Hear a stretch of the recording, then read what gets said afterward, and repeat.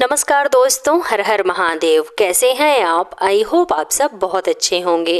तो दोस्तों, हमारे हिंदू धर्म में दिया जलाने की परंपरा सदियों पुरानी है। दिया जलाने से देवी देवता तो प्रसन्न होते ही हैं, इसी के साथ माता लक्ष्मी का आशीर्वाद भी हमें मिलता है। अक्सर दिए को लेकर असमंजस की स्थिति होती है कि पूजा में जलाए हुए दीपक को हमें धोना चाहिए या नहीं धोना चाहिए। तो आज की इस वीडियो में हम जानेंगे कि पूजा पाठ में दीप प्रज्वलित करने के बाद हमें उसका क्या करना चाहिए। पूजा पाठ में जलाए दीपक को हमें कब और किस दिन धोना चाहिए। क्या हमें दीपक को रोज धोना चाहिए या फिर उसे प्रतिदिन नहीं धोना चाहिए। अगर धातु का दिया है तो उसे कब धोना चाहिए, और अगर आप मिट्टी के दीपक का इस्तेमाल करते हैं तो उसे आपको कब धोना चाहिए। साथ ही हम जानेंगे कि किस घंटी का प्रयोग पूजा पाठ में करना चाहिए और घंटी को कितने बार बजाना चाहिए, जो कि सबसे ज़्यादा ज़रूरी है। तो दोस्तों, आज का ये वीडियो बहुत ज़्यादा इम्पोर्टेंट होने वाला है, इसलिए पूरी जानकारी पाने के लिए वीडियो को अंत तक ज़रूर देखिएगा। लेकिन वीडियो में आगे बढ़ने से पहले मेरी आप लोगों से रिक्वेस्ट है कि अगर आप लोगों को मेरा आज का ये वीडियो पसंद आता है तो वीडियो को लाइक करके हमारे चैनल को सब्सक्राइब करके कमेंट बॉक्स में जय माता लक्ष्मी ज़रूर लिख दीजिएगा। तो आइए दोस्तों, वीडियो शुरू करते हैं। और सबसे पहले हम बात करते हैं मिट्टी के दीपक की, जो कि आसानी से हमें बाजार में मिल जाता है, जिसे अक्सर दिवाली, धनतेरस या फिर अन्य त्योहारों पर इस्तेमाल करते हैं। लेकिन जब आप अपने घर या घर के मुख्य दरवाजे पर या फिर घर के मंदिर में ये दीपक जलाते हैं तो यहाँ पर इससे जुड़ी मान्यताएं बदल जाती हैं। मिट्टी का दिया जलाना बहुत ही शुभ होता है और आप इसे घर के मंदिर में भी जला सकते हैं। मिट्टी के दिए को मंदिर में लगाने से वास्तु दोष नहीं लगता है। लेकिन जब बात आती है दीपक को धोने की, तो मिट्टी का दीपक आपको केवल एक ही बार इस्तेमाल करना है। यदि आपने मिट्टी का दिया अपने घर के मंदिर में जला दिया है तो उसे केवल एक ही बार इस्तेमाल आपको करना चाहिए। दोबारा या धोकर इस्तेमाल मिट्टी का दीपक आपको नहीं करना चाहिए। दोस्तों, अब बात करते हैं धातु के दिए के बारे में। इसके बाद हम जानेंगे कि कौन सी घंटी का प्रयोग आपको पूजा पाठ के दौरान करना चाहिए और घंटी को कितनी बार बजाना चाहिए। लेकिन उससे पहले हम बात कर लेते हैं धातु के दीपक के बारे में। दोस्तों, आपने देखा होगा कि कई लोग धातु का दिया मंदिर में पूजा पाठ के लिए इस्तेमाल करते हैं। ये दीपक चाहे तो तांबे का हो सकता है या फिर पीतल का हो सकता है। आप धातु के दीपक का इस्तेमाल कर सकते हैं, और यदि आप प्रतिदिन पूजा पाठ में धातु के दीपक का इस्तेमाल करते हैं तो इसे दोबारा आप धोकर इस्तेमाल कर सकते हैं। दोस्तों, इसे हफ्ते में 1-2 बार नहीं बल्कि रोजाना की तरह, जिस तरह आप भगवान के सभी पात्र इस्तेमाल करने के बाद धोकर दोबारा उन्हें इस्तेमाल कर सकते हैं, ठीक उसी तरह धातु के दीपक को भी आप धोकर दोबारा इस्तेमाल कर सकते हैं।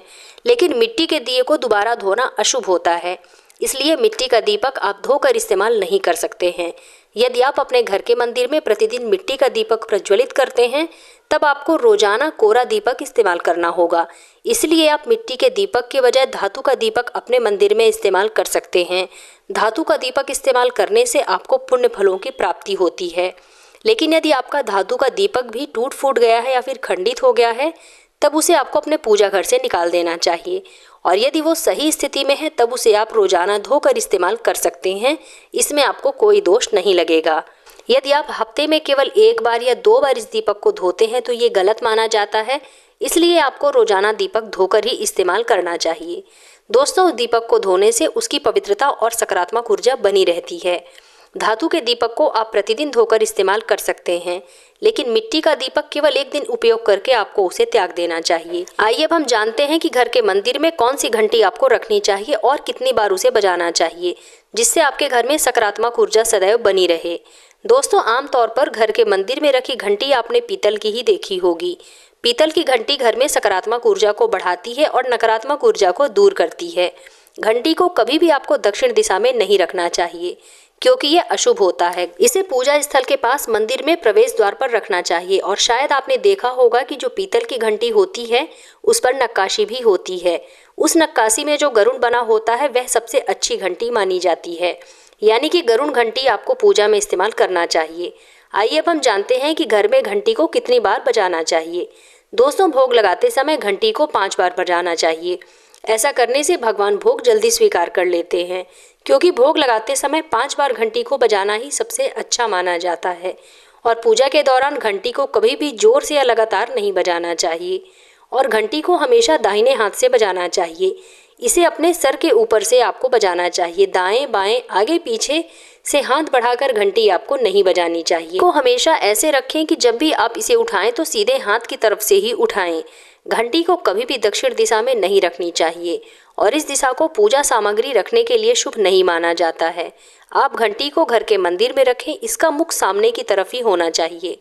साथ ही मंदिर में घंटी को सिर्फ सुबह की पूजा में ही आपको बजाना चाहिए। शाम के समय घंटी बजाने से भगवान के विश्राम में बाधा आती है। इन्हीं सब बातों के साथ एक बात और मैं आपको बता देती हूँ कि जब भी आप मंदिर जाते हैं तो घर के बाहर से जब आप मंदिर के अंदर प्रवेश करते हैं तभी आपको घंटी बजानी चाहिए। मंदिर से बाहर निकलते समय आपको घंटी नहीं बजानी चाहिए। आप केवल एक बार घंटी बजा सकते हैं। जब आप मंदिर में प्रवेश करें उस समय आप घंटी बजा सकते हैं। यह आपके उपस्थिति का, आपके आगमन को दर्शाता है। इसके अलावा जब आप भगवान की पूजा कर रहे हैं तब आप 2 बार घंटी बजानी चाहिए। यह आपके द्वारा भगवान के सामने अर्जी लगाने या फिर प्रार्थना करने का प्रतीक होता है। यह संकेत बताता है कि आप अपने मन की बात भगवान तक पहुंचाना चाहते हैं। वहीं यदि आप भगवान से मदद मांगना चाहते हैं, भगवान से कोई इच्छा पूरी करवाना चाहते हैं, तब आपको केवल 3 बार घंटी बजानी चाहिए। तो दोस्तों, ये है घर के मंदिर में घंटी बजाने की विधि। इसके साथ ही हम जान लेते हैं कि घर में रखी घंटी को आपको प्रतिदिन धोना चाहिए या नहीं धोना चाहिए। तो दोस्तों, पूजा पाठ में इस्तेमाल की जाने वाली हर वस्तुओं को आपको प्रत्येक दिन अवश्य धोना चाहिए। जिस प्रकार से आप दिया धोते हैं, भगवान के सभी पात्र धोते हैं, उसी प्रकार से आपको प्रतिदिन पूजा में इस्तेमाल की जाने वाली घंटी को भी रोज धोना चाहिए। तो दोस्तों, ये थे पूजा पाठ से संबंधित कुछ विशेष नियम जो कि मैंने आज आपके साथ शेयर किया। तो उम्मीद करती हूँ कि आप लोगों को मेरा आज का वीडियो ज़रूर पसंद आया होगा। तो मिलते हैं अपने नेक्स्ट वीडियो में, तब तक के लिए धन्यवाद।